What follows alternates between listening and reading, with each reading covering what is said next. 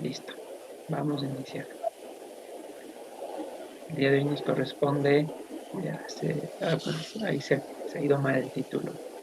Se llama Parashat Bo, significa entra. No Vaera, ese es el anterior.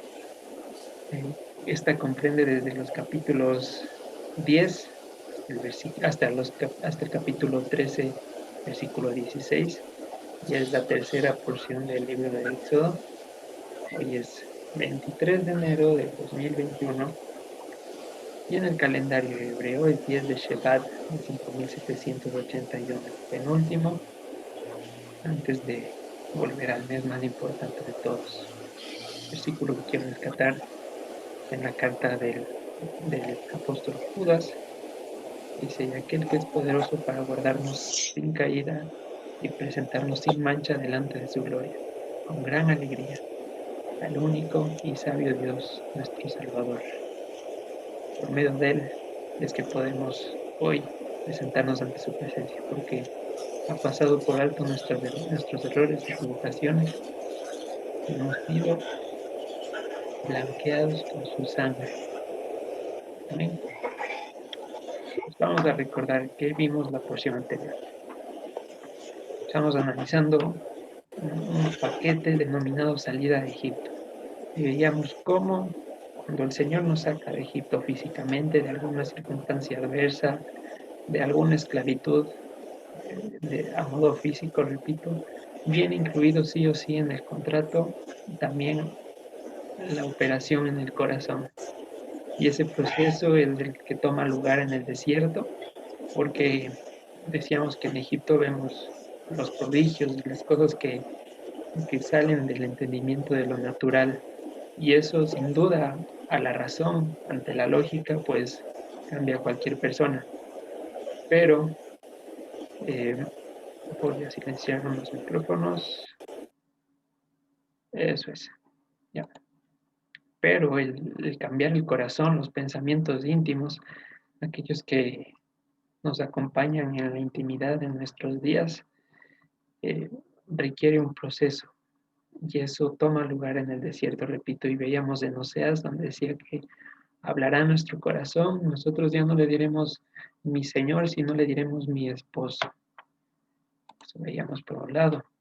Por otro lado, veíamos cómo la profecía debe llevarnos a cumplir la justicia de Dios, a vivir en la justicia de Dios, que la exhortación que tenga o que esté en base a la palabra tiene que llevarnos a cumplir los mandamientos, no a diluirlos, no a obviarlos, no a retirarlos, sino que el objetivo en sí de la profecía es volver el corazón del hombre a la Torah.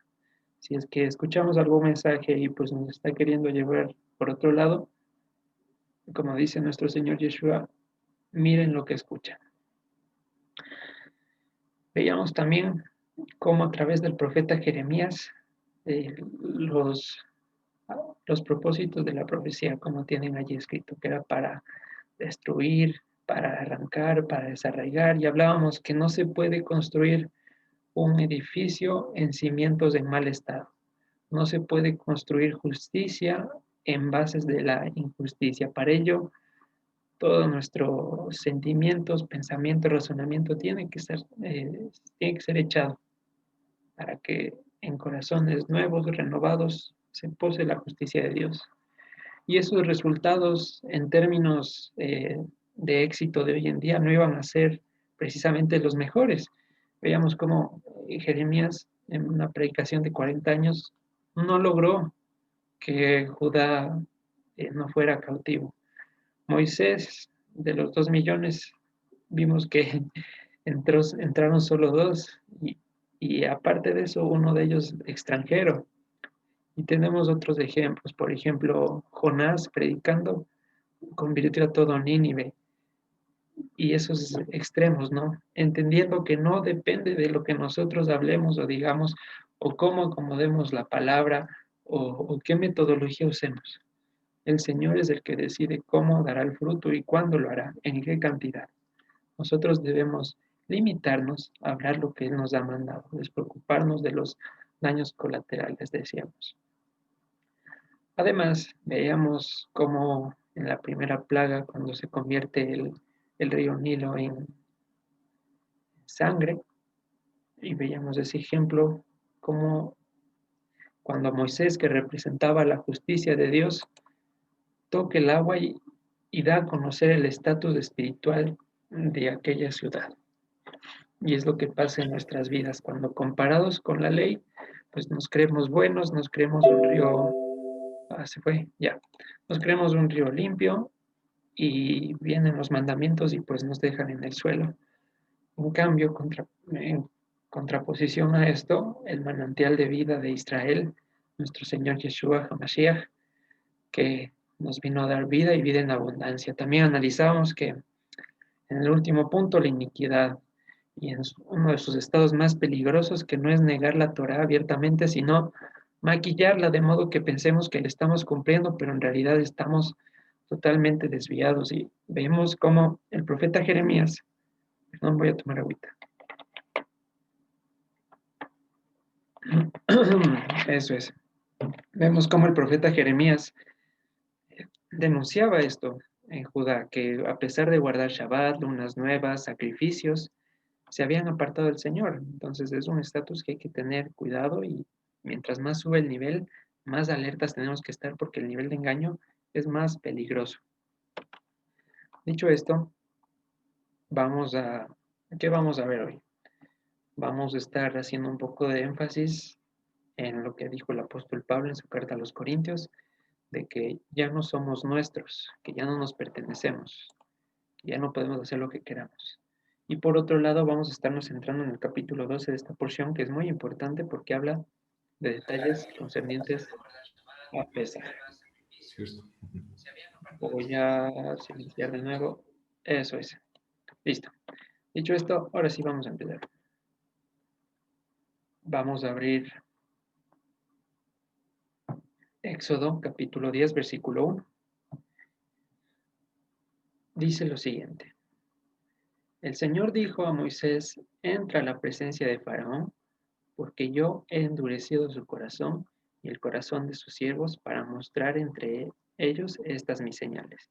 Entonces, bueno, aquí ya vamos estudiando un tiempo considerable, hemos remarcado en esto, si quisiera pedirle su participación, cómo se debe leer el versículo 1, cuál es la corrección que hay que hacer.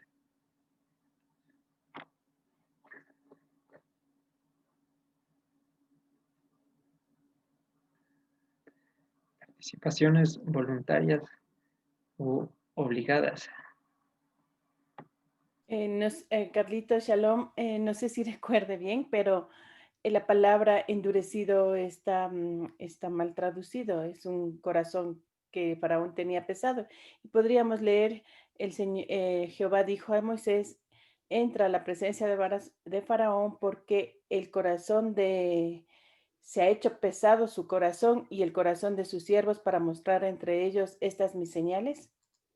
Correcto, Silvita.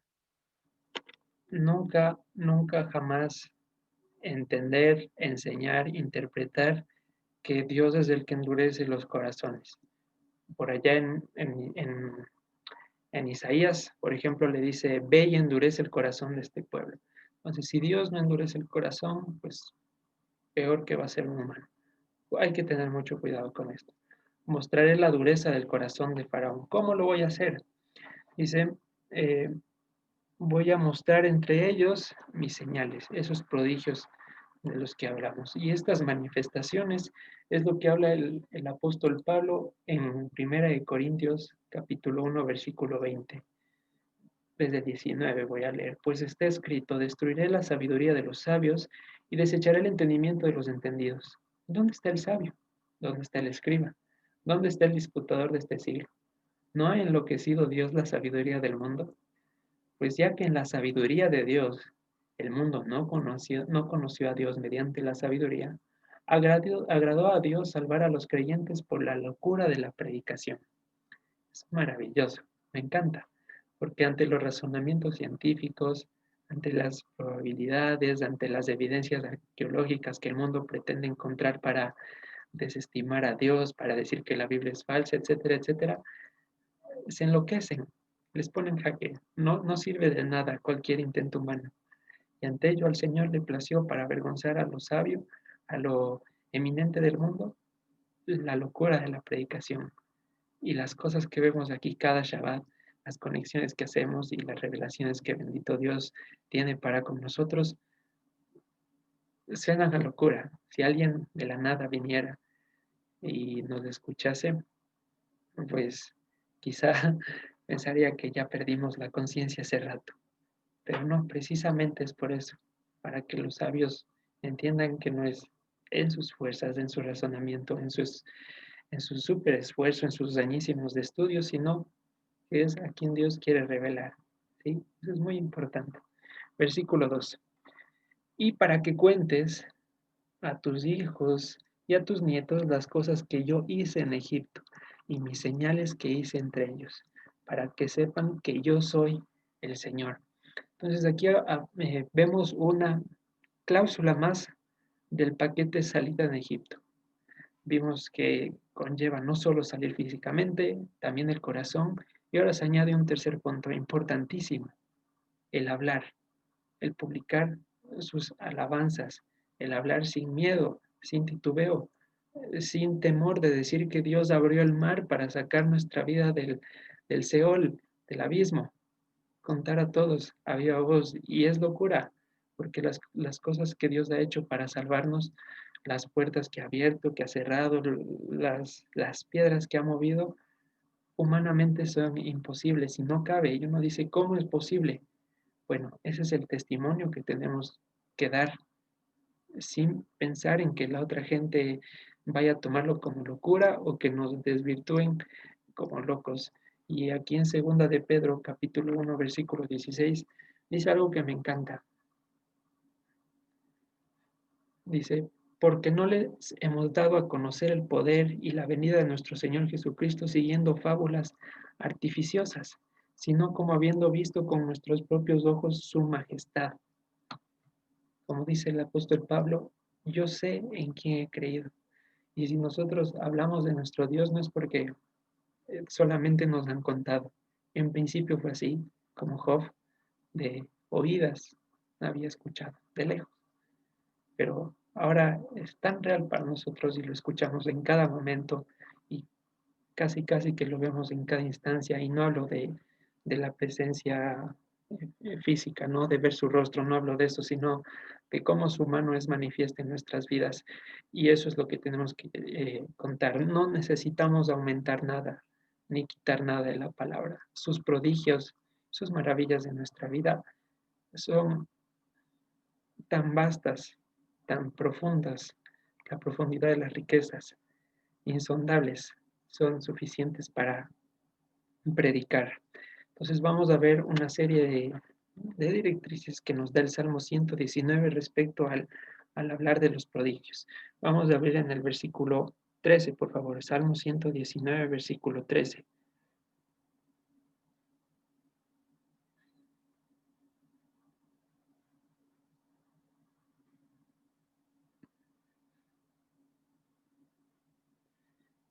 Dice, con mis labios he contado todos los juicios de tu boca. Primer punto. Vamos a avanzar hasta el versículo 27. Habla de que con mis labios, respecto al versículo 2, de contar los prodigios del Señor. Versículo 27. Dice, hazme entender el camino de tus mandamientos, para que medite en tus maravillas o de tus maravillas. Esto es importante porque esa palabra meditar tiene dos connotaciones. La una precisamente como ha sido traducida y la otra concerniente al hecho de hablar, de murmurar, de repetirlo a baja o a viva voz. Entonces, hazme entender el camino de tus mandamientos para que converse de tus maravillas, con mis labios converse de tus maravillas. Y vamos a cerrar esta idea en el versículo 97, espectacular que es este salmo. Dice, oh, cuánto amo yo tu ley. Todo el día es de ella y vuelve a repetir la palabra. Todo el día es de ella mi conversación o mi meditación. Entonces, qué nos está diciendo esto? respecto a hablar de los prodigios del Señor. Todo el día, que si yo no estoy hablando todo el día de las maravillas del Señor, tengo que estar pensando. Ustedes dirán, ay, qué aburrido, hermano, entonces ya no puedo conversar de fútbol, ya no puedo conversar de cómo fue en el trabajo. No seamos extremistas ni malinterpretemos la idea, sino que en base a lo siguiente, veamos cómo manejar este concepto. Proverbios 20, versículo 19 nos dice, eh, déjenme buscar un momento.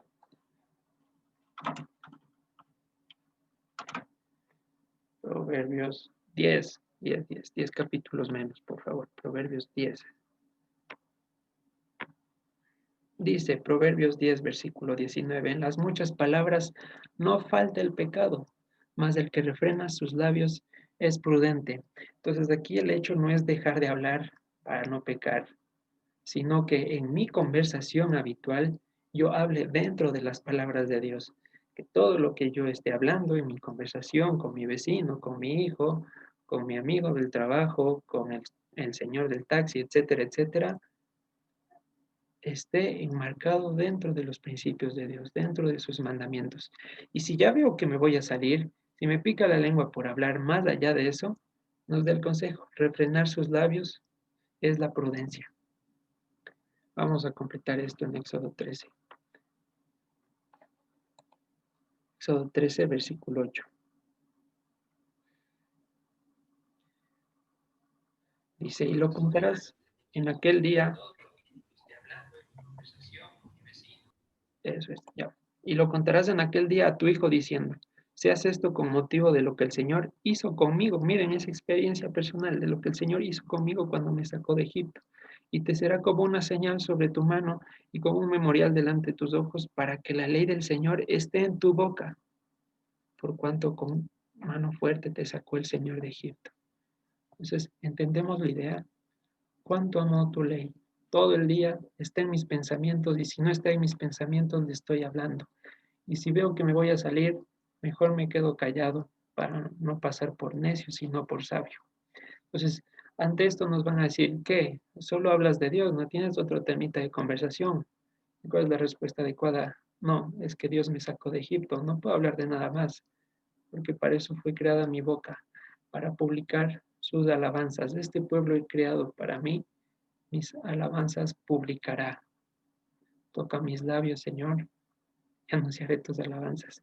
Maravilloso, ¿verdad? Entonces ya tenemos 3 puntos de la salida de Egipto.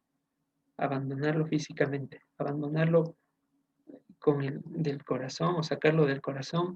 Y por último también tenemos anunciar continuamente lo que hizo con nosotros para que salgamos de Egipto. Todo el día, meditando y pensando. ¿Listo? Entonces vamos a seguir. Volvemos al versículo 10, versículo 3. Nos dice lo siguiente. Entonces vinieron Moisés y Aarón a Faraón y le dijeron, el Señor, el Dios de los hebreos, ha dicho, ¿hasta cuándo no querrás humillarte delante de mí? Y ahí vamos a hacer una pausa. Y hablábamos anteriormente que nosotros en otros tiempos éramos como Faraón y de pronto, porque se nos extraviaron los sentidos de la sincera fidelidad, la serpiente nos hizo olvidar. Nos encontramos en esta situación. ¿Hasta cuándo querrás humillarte delante de Dios en alguna área en la que estemos luchando? Vamos a responder como Faraón en capítulo 8, versículo 9-10. Le diremos, Moisés le pregunta, ¿cuándo quieres que ore para que quite la plaga de las ranas? Y la respuesta lógica es, ahorita, por favor, me estoy muriendo. ¿Y qué dijo Faraón? Mañana. En el peor de los casos, la anterior semana analizábamos con Garito en el estudio del Evangelio cómo 38 años estuvo postrado una persona y junto al estanque. ¿Hasta cuándo nos vamos a humillar delante de Dios? ¿Vamos a esperar un día más? Ese día más se van a transformar en 38 años, estando tan cerca del estanque, eh, tan al alcance. ¿Hasta cuándo es la pregunta? ¿Cuándo vamos a ponernos a suplicar a Dios porque nos permita dejar de vivir con esa comodidad en determinado error que presentemos. ¿Y qué nos dice Primera de Pedro 5:6? ¿Cuándo? ¿Hasta cuándo va a ser esto? Primera de Pedro capítulo 5 versículo 6. Se humíllense pues bajo la poderosa mano de Dios para que Él los exalte cuando fuere tiempo. Humíllese bajo la poderosa mano de Dios. ¿Y cómo me humillo? ¿Cuál es el proceso que debo seguir? ¿Debo solo arrodillarme? ¿Debo, no sé, qué debo hacer? Vamos a leer el profeta Jeremías capítulo 3. No sé si ya lo he leído, pero este versículo resuena bastante. Dice Jeremías 3, versículo 12. Ve y clama estas palabras hacia el norte y di, vuélvete, oh rebelde Israel, dice el Señor. No haré caer mi ira sobre ti porque misericordioso soy yo, dice el Señor. No guardaré para siempre el enojo. Entonces aquí viene la clave de cómo va a romper esa pregunta de hasta cuándo humillarme o qué debo hacer. Reconoce pues tu maldad, porque contra el Señor tu Dios has prevaricado y fornicaste con los extraños debajo de todo árbol frondoso. Y no escuchaste mi voz, dice el Señor. Conviértanse, hijos rebeldes, dice el Señor, porque yo soy su esposo, y los tomaré uno de cada ciudad y dos de cada familia, y les introduciré en Sión. Si avanzamos al capítulo 51, nos habla de la urgencia de salir de este sistema pecaminoso, salir de ella, pueblo mío, no mañana, no en 2 años, no posterguemos la oración, porque primero que no sabemos hasta cuándo vamos a vivir. No sabemos si Dios está esperando solo para que hagamos esa oración y llevarnos. No lo sabemos.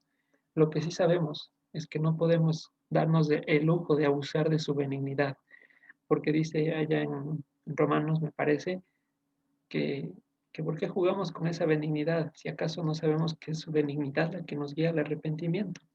Entonces, no podemos pasar así.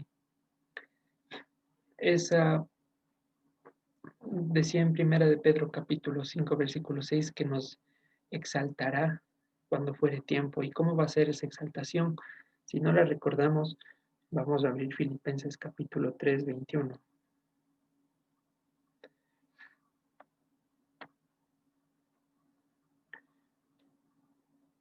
Dice lo siguiente, el cual transformará el cuerpo de la humillación nuestra para que sea semejante al cuerpo de la gloria suya por el poder con el cual puede también sujetar a sí mismo todas las cosas.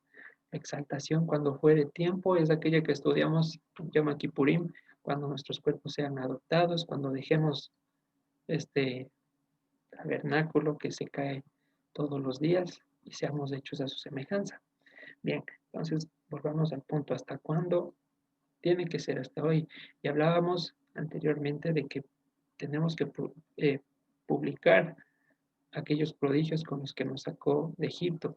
Sin embargo, publicar esos prodigios con los que nos sacó en Egipto también conlleva hablar del arrepentimiento nuestro y nos da ejemplos. Vamos a abrir el Salmo 51, versículo 4.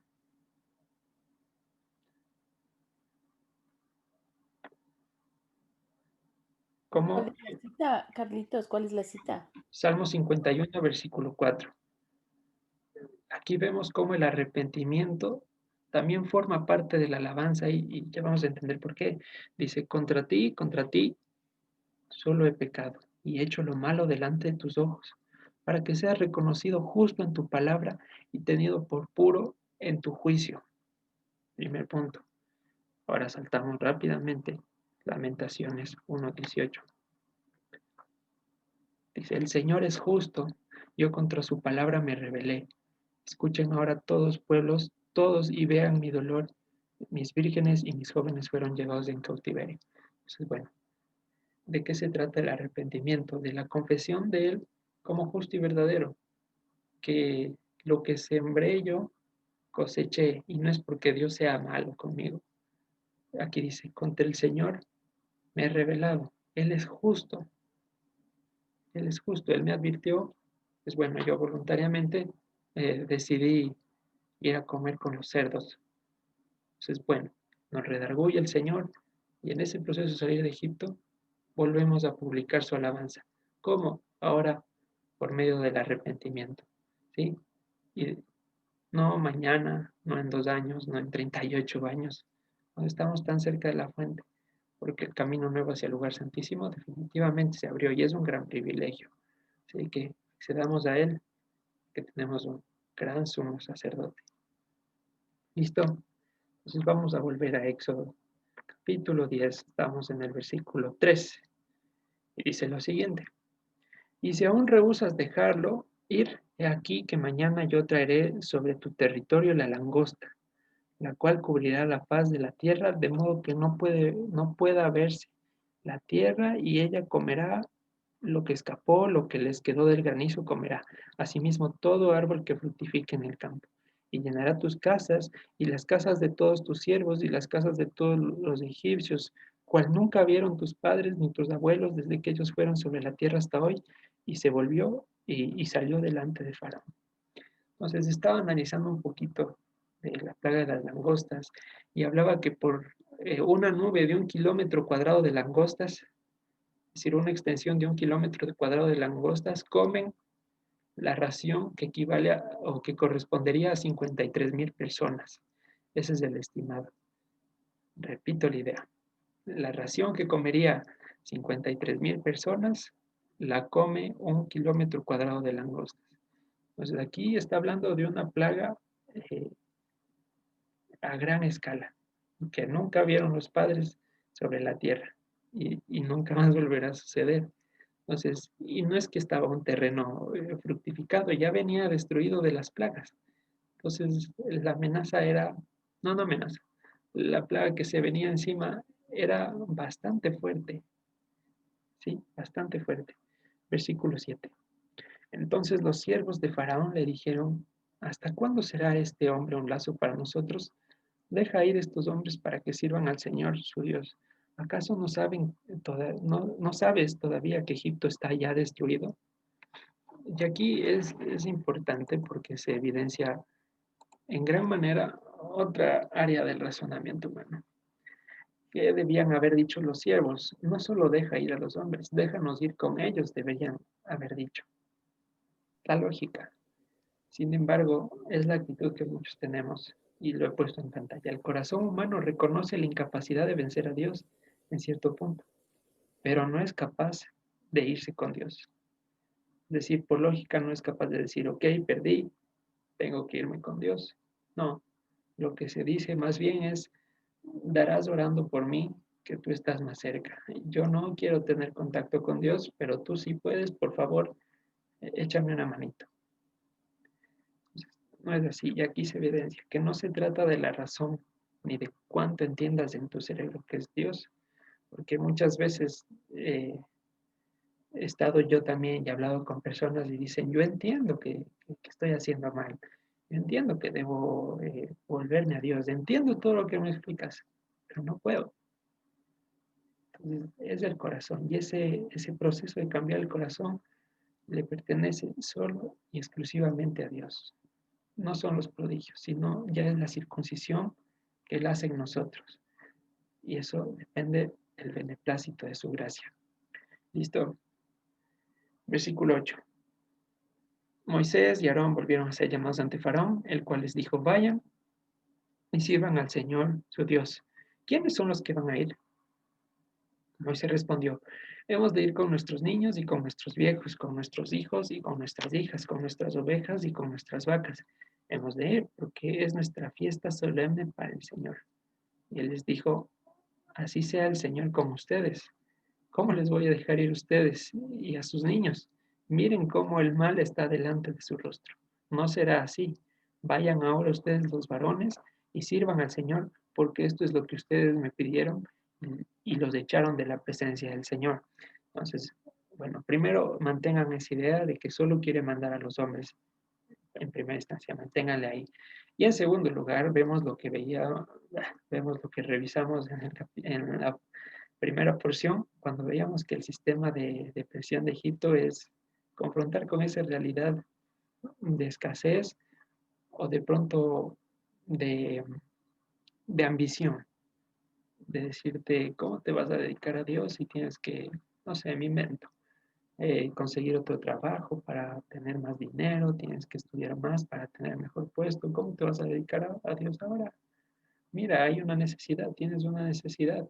Y Egipto en realidad estaba destruido, pero la situación es que la provisión de Dios estará o no independiente del trabajo que realicemos, porque en primer lugar nosotros estamos llamados a encargarnos de buscar el reino de Dios y su justicia como primer lugar, ¿vale? Entonces, avanzamos. Algo me llamó la atención en el versículo, vamos a saltar hasta el versículo 20. A continuación se desarrolla la plaga de las langostas. Pueden leerla en su casita más detenidamente. Dice lo siguiente, en el versículo 21. El Señor dijo a Moisés, extiende tu mano hacia el cielo para que haya tinieblas sobre la tierra de Egipto, tanto que cualquiera las palpe. Y extendió Moisés su mano hacia el cielo, y hubo densas tinieblas sobre toda la tierra de Egipto por 3 días. Ninguno vio a su prójimo, ni nadie se levantó de su lugar en 3 días, mas todos los hijos de Israel tenían luz en sus habitaciones. Entonces me llamó bastante este versículo, me llamó la atención este versículo. Dice, ninguno vio a su prójimo, ni nadie se levantó de su lugar, es decir, nadie hizo más. Y por el otro lado, los hijos de Israel tenían luz en sus habitaciones. Entonces, más allá de tener, repito, luz en su cuarto, de ese hecho palpable físico, recordemos qué significa la luz en el sentido espiritual. Primera de Tesalonicenses, capítulo 5, versículo 5.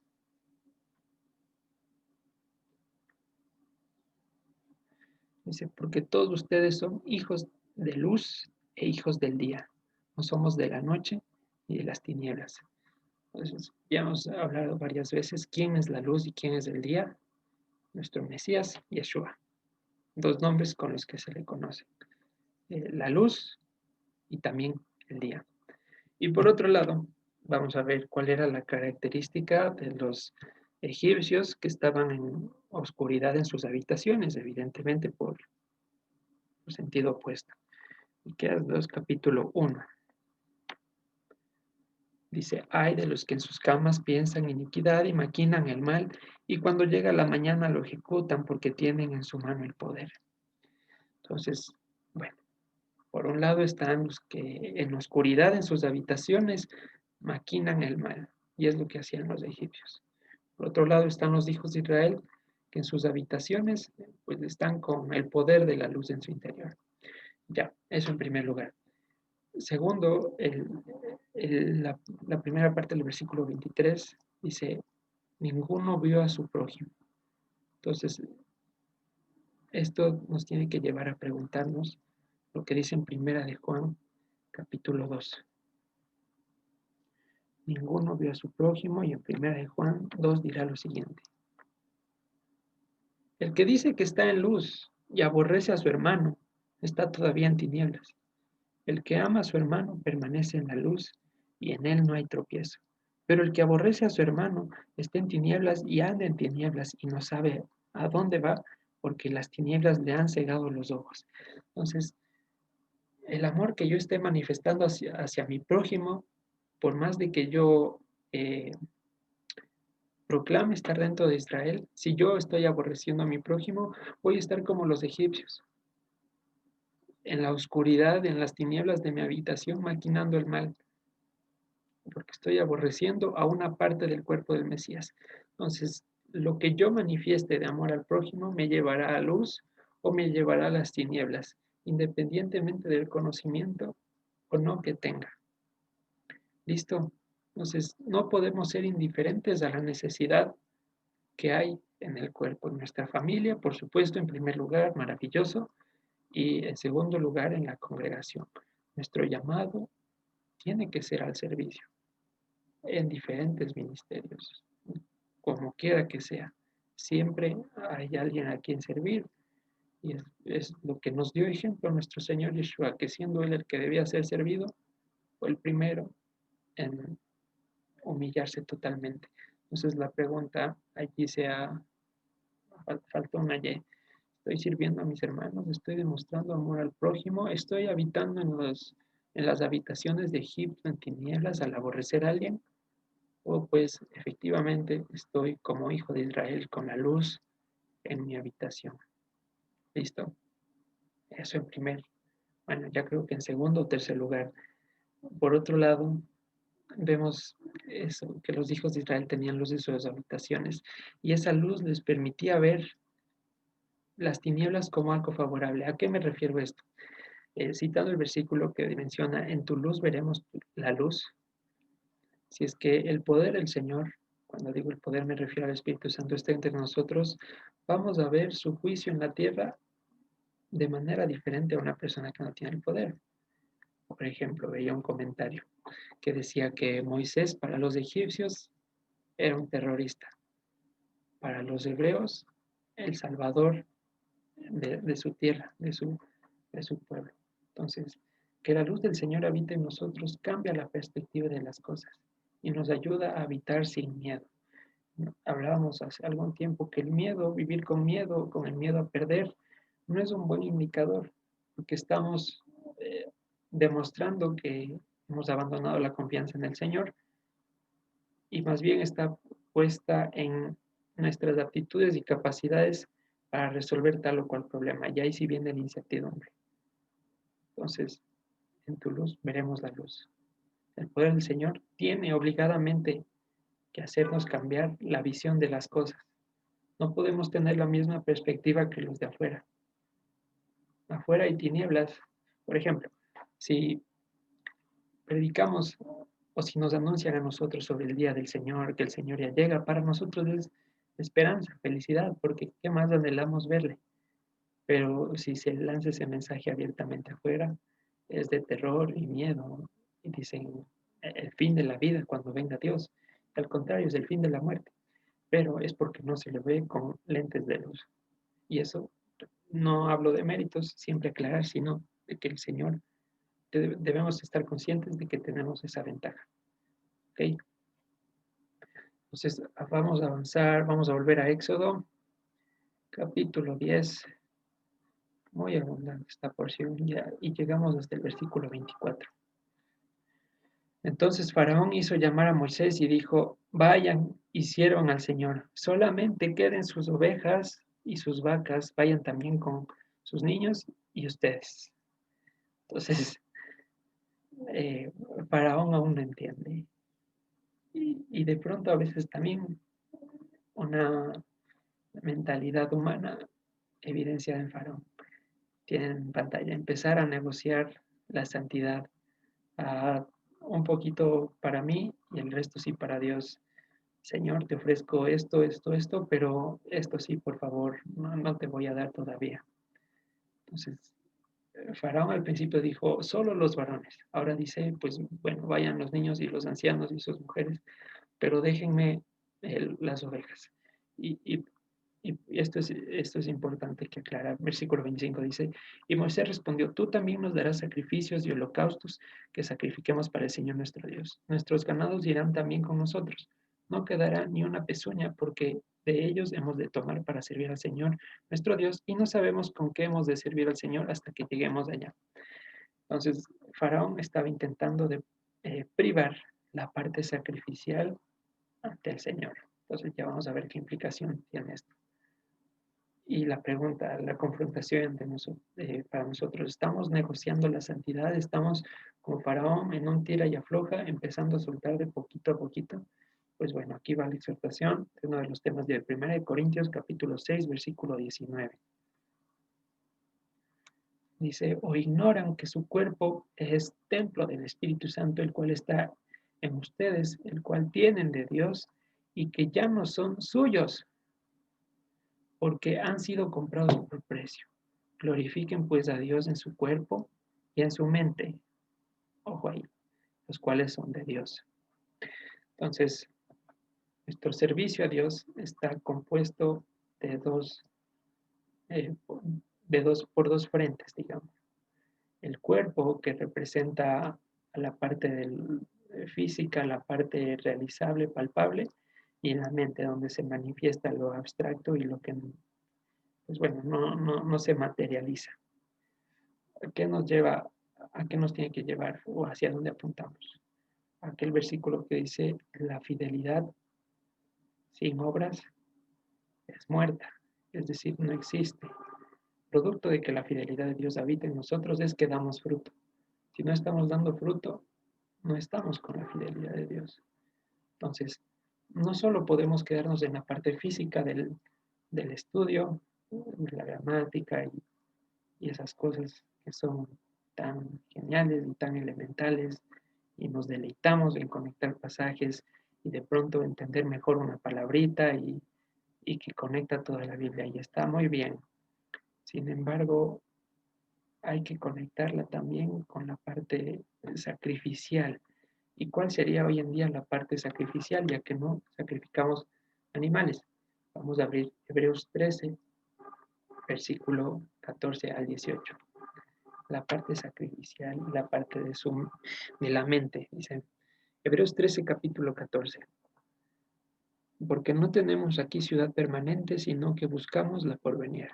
Así que ofrezcamos siempre a Dios por medio del sacrificio de alabanza, es decir, fruto de labios que confiesan su nombre, y de hacer bien y de la ayuda mutua, lo que hablamos arriba. No se olviden porque de tales sacrificios se agrada a Dios. Obedezcan a sus pastores y sujétense a ellos, porque ellos velan por sus vidas como quienes han de dar cuenta, para que lo hagan con alegría y no quejándose, porque esto es provechoso. Oren por nosotros, pues confiamos en que tenemos buena conciencia, deseando conducirnos bien en todo. Bueno, lo demás sí una petición personal. Entonces, ¿cuál es la parte sacrificial ahora? Ahí está expresando fruto de labios que confiesan su nombre. Entonces, ¿y cómo vamos a dar esas obras que no son estudio y bueno, las cosas que mencionamos? Vamos a abrir Primera de Corintios 14:1. ¿Estamos claros? ¿Hay alguna duda? Me avisan, por Shabbat favor. Shalom, Carlitos. Shabbat Se shalom, está, hermano Mari. se está cortando el, el audio. No sé si solo soy yo o es Por todos. favor, ¿me pueden confirmar los hermanos? Se escucha bien, Carlitos, de pronto es el audio del hermano. Sí, está bien, Carlitos. Chévere, muchas gracias. Vamos a continuar. Me avisan cualquier imprevisto. Decíamos que la fidelidad no puede reducirse solo al hecho de la letra, gramática, etcétera, etcétera. ¿Y qué nos dice aquí el apóstol Pablo? Sigan el amor y procuren los dones espirituales, pero que sobre todo profeticen. Y por otro lado, en 1 Corintios 2:5, nos dice lo siguiente: para que tu fidelidad no esté fundada en la sabiduría de los hombres, sino en el poder de Dios. Entonces, es necesario que en nuestra predicación se incluya aquellas manifestaciones naturales. Ahora, por supuesto que no las controlamos. No quiero inducir a esa línea del pensamiento. No depende de nosotros la manifestación del poder de Dios, pero lo que sí dice es que procuremos, que anhelemos aquellos dones espirituales, porque Elías en su momento, su predicación vino acompañada de fuego del cielo, y eso también fue lo que convirtió al pueblo. Entonces, tenemos que anhelar también ese poder de lo sobrenatural, alejado del espectáculo y repito, de aquella doctrina, ¿ya? Sin, sin malinterpretar. Pero tiene que ir de la mano, tanto el lado intelectual, pero también la, la abundancia de Dios de su poder, porque aquí dice, para que su fidelidad no esté fundada en sabiduría de hombres, en elocuencia y en técnicas de estudio, sino en lo sobrenatural que no hay cómo explicar, en aquello que enloquece la sabiduría, que le llamamos al principio. ¿Listo? Entonces, ahora sí vamos a volver otra vez a Éxodo. Y vamos al capítulo 11 y vamos a ir al versículo 4. Dijo pues Moisés, eh, dijo pues Moisés, el Señor ha dicho así, a la medianoche yo saldré por en medio de Egipto y morirá todo primogénito en tierra de Egipto, desde el primogénito de Faraón que se sienta en su trono hasta el primogénito de la sierva que está tras del molino y todo primogénito de las bestias.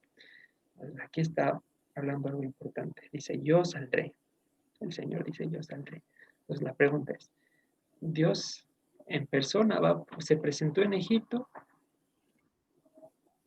Él como ángel destructor se presentó en Egipto, aunque diga yo, ya hemos aclarado que es imposible que sea un ángel.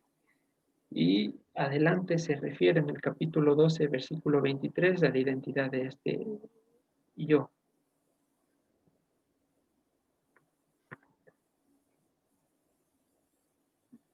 Dice, porque el Señor pasará hiriendo a los egipcios, y cuando vea la sangre en el dintel y en los dos postes, pasará el Señor aquella puerta y no dejará entrar al destructor, al heridor, dice, a sus casas para herir. Entonces, esta destrucción a los primogénitos, esta muerte iba a ser causada por medio de un, como está en nuestras traducciones, heridor o destructor. Y que, pues bueno, entendemos básica y sencillamente que siempre ha sido un mensajero del Señor, como tienen en la esquina superior derecha de la ilustración. Nunca se ha entendido que es Dios el que apareció en Egipto y es bueno aclarar este punto porque de alguna manera puede ayudar a entender mejor lo que hemos venido explicando.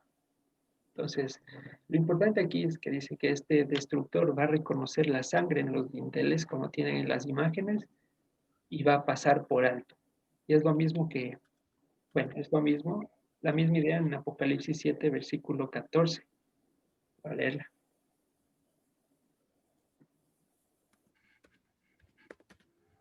Yo le dije, Señor, tú lo sabes. Y él me dijo, estos son los que han salido de la gran tribulación, y han lavado sus ropas y las han emblanquecido con la sangre del cordero. ¿Cómo la sangre puede emblanquecer? Pues está hablando en el sentido eh, figurativo, el emblanquecimiento de nuestras conciencias y corazones y nuevos cuerpos. No que vamos a ir con ropa manchada de sangre y eso va a ser lo que está blanco, hablando en sentido figurado. Entonces, lo mismo aquí. Vamos a pasar la gran tribulación, repito, vamos a pasar la gran tribulación, ya sea que muramos o que quedemos hasta el final, pero la sangre del Cordero es la que nos va a evitar el daño de la segunda muerte. Temas de Apocalipsis que nos permita algún día llegue la luz para hacer un estudio al respecto. Y ahora sí, otra vez volvemos a Éxodo. Estamos en el 11:7. Algo importante. Dice, pero contra todos los hijos de Israel, desde el hombre hasta la bestia, ni un perro moverá su lengua, para que sepan que el Señor hace diferencia entre los egipcios y los israelitas. Y eso es algo que tiene que estar muy presente en nuestra vida. Nosotros, como tienen en pantalla, somos embajadas de Israel. Somos responsables del metro cuadrado que nos rodea. Y dentro de ese metro cuadrado, lo único que se puede proclamar es que Dios es juez justo. Nosotros tenemos que encargarnos de que la ley del Señor se cumpla a nuestro alrededor, independientemente de cómo esté la ley afuera, porque somos embajadas de Israel. Y repito, nunca del estado de Medio Oriente. Israel me refiero arriba, la identidad que tenemos como hijos de Dios. Entonces, a donde vayamos, nuestra presencia tiene que incomodar a Egipto, porque tenemos que hacer esa diferencia en el mundo. ¿Listo? Y hablábamos la anterior semana de que somos sal y la sal ya sea en la mesa o ya sea en el piso, pero tiene que ser sal. Entonces, rápidamente cito 2 Corintios 13:5. Examínense ustedes mismos si están en la fidelidad. Pruébense ustedes mismos. ¿O no se conocen ustedes mismos que Jesucristo esté en ustedes, a menos que estén reprobados? A menos que la embajada de Israel esté clausurada, la respuesta y nuestro testimonio tiene que ser firme, de que Dios es justo y tenemos que manejarnos en justicia en cada paso que demos. Procurar siempre manifestar la justicia de Dios en la tierra y seguir o procurar el correcto procedimiento de las cosas. Listo. Entonces, ahora sí, acabamos esos detalles breves que quería mencionar respecto al capítulo 10 y 11 y vamos a adentrarnos en lo concerniente a Pesaj. Estamos relativamente cerca y hay algunas cosas que son importantes tenerlas en claro. Dice en el capítulo 12. Habló el Señor a Moisés y a Aarón en la tierra de Egipto diciendo, voy a leerlo en nuestra traducción. Este mes, refiriéndose a Aviv, será principio de los meses, para ustedes será este el primero en los meses del año. De aquí, pues bueno, tenemos que hacer algunas apreciaciones respecto a la traducción. En primer lugar, cuando dice principio de meses, aparece la expresión que tiene en su pantalla. Perdón, un ratito, voy a silenciar micrófonos. Eso es, ya. Entonces, decía que la expresión que está traducida como nosotros como principio de meses viene de Rosh Hodashim, que significa cabeza de meses. Y esto no es lo mismo que ser cabeza de año, que sí es Rosh Hashanah, que aparece en Ezequiel 41. Entonces, lo que está indicando aquí no es el inicio del año, sino la preeminencia del mes de Aviv sobre el resto. Va a ser la cabeza de los meses. Ningún mes va a ser más importante que Aviv, dice aquí, pero no lo está estableciendo como inicio de año, porque hay otro calendario para realizar este condeno. ¿Y cómo se le entiende esto aplicado a nuestras vidas hoy en día? Por ejemplo, en Riobamba, para Riobamba, ¿cuál sería la cabeza de los meses? Abril sería el mes más importante por los sucesos que se dieron históricos para nuestra ciudad. Sin embargo, el año cambia en diciembre. Se lleva un contaje respecto a esa fecha y van no sé cuántos años, pero el conteo sigue siendo desde diciembre. Lo mismo pasa aquí. El mes más importante para nosotros es Aviv, pero no es el cambio de año en ese mes. El cambio de año se lo ha venido llevando siempre desde en el mes séptimo o Tanim, donde ocurre Yom Teruah. Listo. Entonces, eso es importante. Y dice más abajo, para ustedes será este el primero en los meses del año. Dicen, hermano, pero ahí dice, ¿por qué se está inventando? Bueno, siguiente apreciación. La palabra primero viene del hebreo Rishon. Y esta palabra tiene la connotación de igual. No solo de denotar primero ¿cómo lo explico? En orden, sino en preeminencia, en importancia. Entonces, lo que quiere decir el versículo 2, este mes les será cabeza de meses. Para ustedes será el principal en los meses del año. Listo. Rosh Hodashim o cabeza de meses no es igual a cabeza de año. Por un lado, dice versículo 3, habla toda la congregación de Israel diciendo, en el 10 de este mes, tómese cada uno un cordero según las familias de los padres, un cordero por familia. Mas si la familia fuere tan pequeña que no baste para comer el cordero, entonces él y su vecino inmediato a su casa tomarán uno según el número de personas, conforme al comer de cada uno. Harán la cuenta sobre el cordero. El animal será sin defecto, macho de 1 año. Lo tomarán de las ovejas o de las cabras. Versículo 5, me permito hacer otra apreciación. Literalmente, cuando dice macho de 1 año, literalmente se puede leer como el animal será hijo de su año. ¿Qué quiere decir esta expresión? Que el año en que sea elegido para ser Pesaj, para ser el animal que vaya a ser sacrificado, esté listo para morir. ¿Y esto cómo se entiende? Pues Yeshua cuando murió no tuvo 1 año, evidentemente, sino que el año que fue profetizado que iba a morir, Ese año estuvo listo y ese año tuvo que ser. Vamos a leerlo en Juan 11, 49, 52. Dice lo siguiente. Entonces Caifás, uno de ellos, sumo sacerdote aquel año, les dijo, ustedes no saben nada, ni piensan que nos conviene que un hombre muera por el pueblo y que no toda la nación perezca. Esto no lo dijo por sí mismo, sino que como era el sumo sacerdote aquel año, profetizó que Jesús había de morir por la nación. Entonces, aquí Jesús no tenía un año, tenía 33 ya en la época de su muerte. Lo que sí es que ese año que le señalaron que iba a morir fue el que estaba apto, en el que había cumplido lo que tenía que hacer. Listo. Espero que esté quedando claro. Si no, por favor, con completa libertad pueden hablar. Versículo 6, volvemos a Éxodo 12:4. Y lo guardarán hasta el día 14 de este mes y le inmolará toda la congregación de las asambleas de Israel entre las 2 tardes. Y esta expresión, para mí personalmente, me costó mucho entender. ¿Cuándo son las 2 tardes? ¿Cuándo se mataba el cordero pascual? Aquí dice, lo inmolarán entre las 2 tardes. Y pues, de pronto, como no estamos habituados al calendario bíblico, a la manera de llevar los días, de pronto se nos hace un poquito complicado el entender. Pero este periodo de las 2 tardes corresponde a las horas finales del día 14.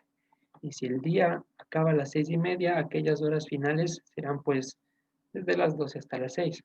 Vamos a explicarlo ilustrativamente. Ya, dice, lo inmolarán entre las 2 tardes. Yo les comento que esta expresión de las 2 tardes corresponde a las horas finales del día 14. En el cuadrado verde tenemos el día 14 desde las 12 del día. Aquí tienen las 6:30, que es aproximadamente el cambio de día, y aquí empieza el 15 de abril, el otro día. Vamos a ver qué nos dice la escritura, qué nos dice el evangelio y qué nos revela para que no quede nada suelto ni a la interpretación. Lucas capítulo 23, versículo 44. Dice, aquí está hablando de los últimos momentos de Jesús, ¿no? Antes de su muerte. Cuando era como la hora sexta, hubo tinieblas sobre toda la tierra hasta la hora novena, y el sol se oscureció y el velo del templo se rasgó por la mitad. Entonces Jesús, clamando a gran voz, dijo, Padre, en tus manos encomiendo mi espíritu, y habiendo dicho esto, expiró. ¿Cuáles son las horas sextas y la hora novena? Voy a leer en la versión Dios habla hoy. Desde el mediodía hasta las 3 de la tarde, toda aquella tierra quedó en oscuridad. Entonces, este periodo de las 2 tardes, recordemos que Yeshua tenía que cumplir toda la ley absolutamente al pie de la letra, y siendo que él fue el cordero perfecto que se sacrificó en Pesaj, tenía que cumplir la condición de ser inmolado entre las 2 tardes. Entonces aquí nos está revelando. El periodo de las 2 tardes vive entre la hora sexta y entre la hora novena. En términos horarios, hoy en día, entre las 12 y las 3 de la tarde del 14 de abril. Recordemos que el día cambia a las 6:30. Nos quedaban aproximadamente unas 3 horas y media. Listo. Entonces, voy a leer en Lucas 23:52 porque nos revela otro dato.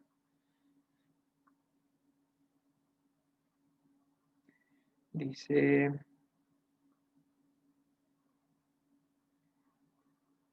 Ya. Lucas 23:52. Ya después de la muerte, dice, fue a Pilato y él pidió el cuerpo de Jesús, y quitándolo lo envolvió en una sábana y lo puso en un sepulcro abierto en una peña, en el cual no se había puesto a nadie. Era día de la preparación y estaba para comenzar el día de reposo. ¿Cuál día de reposo? Aquí, como no se entiende el contexto de las fiestas, se piensa que iba a ser sábado y por eso se piensa que Jesús murió viernes. Pero el día de reposo que iba a empezar es aquel que habla en Éxodo capítulo 12, versículo 8, donde dice, aquella noche es primer día de panes sin levadura. Y en el versículo 16 nos dice que es Shabbat. Pero esto ya es en el día 15. Listo. Entonces, desde Lucas 23:52 se está dando antes de que inicie el día de reposo, en el primer día de panes sin levadura. ¿Qué quiero explicar con esto? Más o menos la línea de tiempo de cómo fueron los momentos desde la muerte hasta el sepulcro de Jesús, porque narra el Evangelio que tenían gran premura porque ya iba a iniciar el día de reposo. Día de reposo que iba a iniciar, el de panes sin levadura, el día 15 de Aviv. Entonces, ¿cuál ha sido el periodo entre las dos tardes? El día 14, llamado el día de preparación, hoy en día en nuestros tiempos de 12 a 3 de la tarde. Listo. Sí, espero haberme explicado de la mejor manera y súper claro y no haberme mareado y hecho nudos yo mismo. Entonces, aquí hay una importante interrogante que hay que responder. Si el Señor era el Cordero Pascual y los corderos para Pesach no se sacrificaban hasta la hora de su muerte, la cena de Yeshua, ¿cuál fue? ¿O cómo se llama esa cena? ¿Qué celebró? Y les he puesto ahí 3 opciones. La una es que la más conocida en el contexto cristiano, instituyó la Santa Cena. Pues bueno, el Señor vino a cumplir la ley, ni una coma ni una jota más. Vino a realizar los procesos que tenían que ser y que habían sido profetizados. Entonces, sencillamente, el Señor no vino a instituir nada nuevo, vino a basarse en lo que ya estaba escrito. ¿Ya? Entonces, esa opción se va. Segunda posibilidad, lo que siempre hemos entendido, quizá comió Pesaj, celebró la cena de Pesaj. Y Lucas 22, versículo 15 les dijo, dice, y les dijo, ¿cuánto he deseado comer con ustedes esta Pascua antes de que padezca? Entonces, bueno, cualquiera dice, ahí está clarito, o sea, esa noche comió Pascua. ¿Por qué darle más vueltas? La situación es que si él estaba comiendo Pascua esa noche, ya no habría cumplido la ley, porque él no se hubiera sacrificado como Cordero Pascual. No sé si me entienden la incongruencia que estoy presentando. Entonces, si Yeshua hubiera comido Pesaj esa noche, él mismo se estaría invalidando como Cordero Pascual y ya estaría sacrificándose fuera de tiempo. Pero ya vimos que él se sacrificó en el momento que tenía que ser cuando se inmolaba el Cordero para Pesaj entre las 2 tardes. Entonces, en este versículo 22 y versículo 15, cuando se lee cuánto he deseado comer con ustedes esta Pascua antes de que padezca, entiéndase cómo me hubiese gustado comer con ustedes esta Pascua. Listo, me hubiera encantado participar de ella, pero no, ni modo, no se pudo, porque tengo que padecer. Tercera opción, ya no sé qué comió Yeshua. Y la respuesta es lo siguiente. El Señor, en el día del preparativo, realizó una cena instructiva con sus discípulos. ¿Por qué no pudo ser también cena de Pascua? Recordemos que en Éxodo dice que se lo comerá el cordero con la congregación de las asambleas de Israel. Allí tenían que estar niños, allí tenían que estar mujeres, y en la cena del Señor solo estuvo con sus discípulos. Entonces, bueno, es otro argumento muy de peso para entender que no fue Pascua esa noche, no comió Pascua esa noche. Entonces, ¿qué hizo? Repito, fue una cena instructiva con sus discípulos. ¿Con qué objetivo? Iba a indicar cuáles iban a ser las connotaciones actualizadas de la Pascua. Es decir, les dijo antes era porque salieron de Egipto, más ahora este es el pan que será quebrado por ustedes y hagan esto en conmemoración mía, porque mañana yo me voy a presentar como Cordero Pascual. Sin embargo, los apóstoles no dimensionaban que él había que morir, entonces les quedaba flojo las ideas o pensaban que era otra enseñanza. Pero la idea que quiero que quede clara es que esa noche de la cena del Señor ni instituyó la Santa Cena, ni comió Pesaj porque no daban los tiempos y él mismo estaría invalidando la ley. Y lo que hizo realmente fue una cena preparativa, instructiva con sus discípulos, en los cuales dijo esto, se hacía así, ahora se va a hacer así porque yo me he pronunciado, esto va a tener este significado, esta es la sangre del nuevo pacto, Jeremías 31, etcétera, etcétera. Este es mi cuerpo. Y ahora Pesaj lo van a hacer en conmemoración mía. ¿Listo? Entonces, ¿estamos claros hasta ahí? Si alguien tiene alguna duda, por favor. Si no, vamos a volver a Éxodo 12, versículo 11. Ya vamos acabando.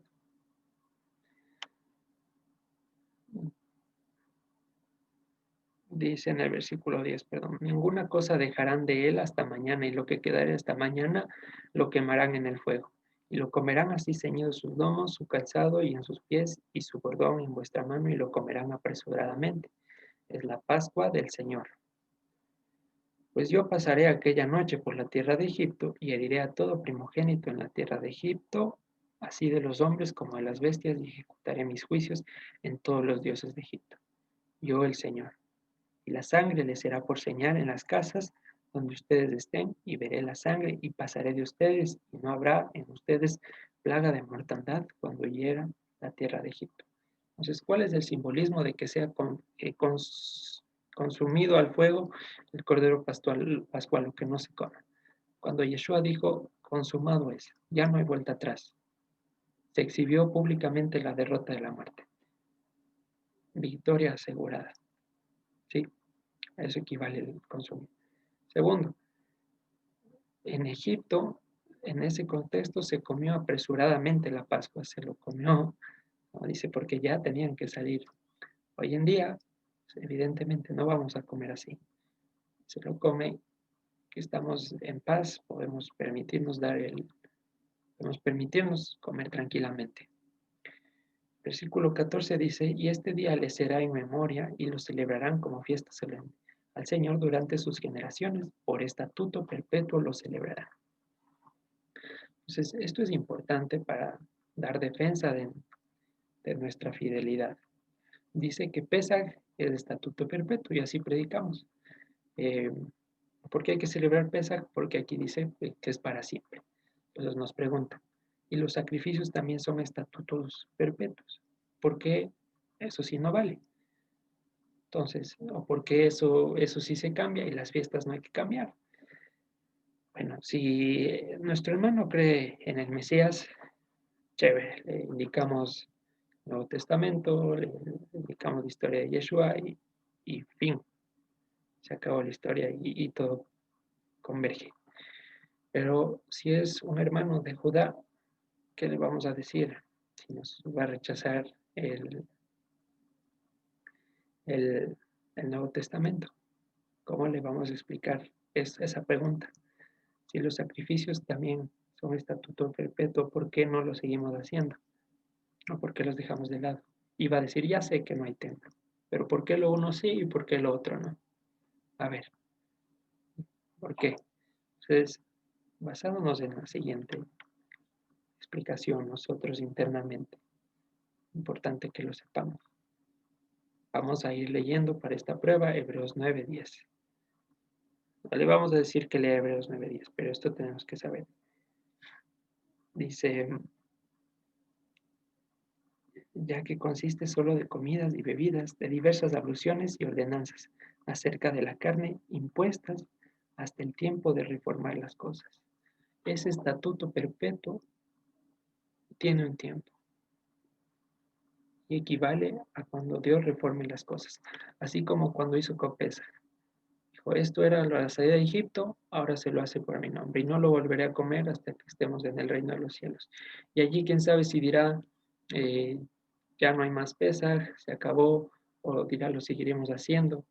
Por ejemplo, Sukkot dice que las naciones van a seguir subiendo a celebrarlas. Entonces, todo tiene un tiempo de reformar las cosas. ¿Por qué los sacrificios? Sí, ¿y por qué no? Que Dios ya se pronunció al respecto. ¿Y cuál fue el pronunciamiento? ¿Cómo se hizo ese cambio? Yeshua en la cruz. Listo, esa es la razón. Yeshua no se ha pronunciado si debemos, no, más bien se pronunció y dijo que hagamos Pesaj en memoria de él. No dijo que dejemos de hacerlo. Pero los sacrificios, pues sí, ya está claro, él fue el sacrificio perfecto y nos hizo perfectos para siempre. Vamos a leer 19:20, Éxodo 12, 19, 20 y vamos a terminar ahí por hoy. Dice, por 7 días no se hallará levadura en sus casas, porque cualquiera que comiere leudado, así extranjero como natural del país, será cortado de la congregación de Israel. Ninguna cosa leudada comerán en todas sus habitaciones. En todas sus habitaciones comerán panes sin levadura. Entonces, 7 días, la levadura no tiene que existir en nuestras casas. No puede existir. Es mandamiento. Bueno, ya analizaremos luego las implicaciones espirituales, si Dios lo permite. Pero ahora lo literal del mandamiento, que no haya levadura en nuestras casas. Vale, hoy por cuestiones del tiempo, por no alargarme demasiado, va a quedar pendiente el tema de la circuncisión, importante también respecto a Pascua. Entonces, bueno, por hoy vamos a dejarle ahí, hermanos. Muchas gracias por su tiempo, gracias por su atención a todos los hermanos que nos atendieron en Facebook. A las 10 volvemos con el estudio del Evangelio, a las 11 con Cris, Instituto Bíblico, y a las 5 de la tarde el cierre de Shabbat. Tengan un bendecido día de reposo. El Señor les guarde. Shabbat Shalom.